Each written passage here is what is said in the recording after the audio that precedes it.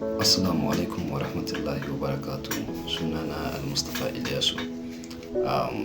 Wannan saƙo ne ga dukkan shugabanni a kowane mataki. Shugabanni na gida, shugabanni na masana'antu, to har ma da shugabanni na ƙasa baki ɗaya. Gaskiyar shugabanci ba wai kawai kasancewa mai iko ba ne ko kasancewa wanda ake tsoro ba. Shugabanci shine zaburar da wasu domin su ɗaukaka a cikin rayuwarsu. Ana auna tasirin shugabanci ne ta hanyar yadda ka taɓa rayuwar mutane, ƙwarin gwiwan da ka dasa musu a zukatansu, da kuma kyakkyawan tarihin da ka bari a baya. Saboda haka ku yi shugabanci da gaskiya, tausayi da kuma hangen nesa, domin tasirin da kuke samarwa a yau zai yi amfani fiye da yadda kuke zato.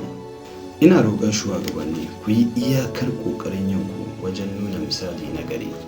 Abin da ba kwa so a yi muku, kada ku yi wa mutanen da suke ƙarƙashin ku. Ku kalle su a matsayin mutane masu daraja, ba wai kawai ma'aikata ba. Ku saurari kukansu, ku kasance da su, ku fahimce su, domin ba kowane lokaci ba ne abubuwa suke tafiya daidai da yadda aka tsara a cikin littafi ba. Wani lokacin kana buƙatar ka ɗan sassauta domin ka kusanto da mutane kusa da kai. Ka saurara, ka fahimta, ka yi nazari, kuma kai ma ka tsaya ka koya.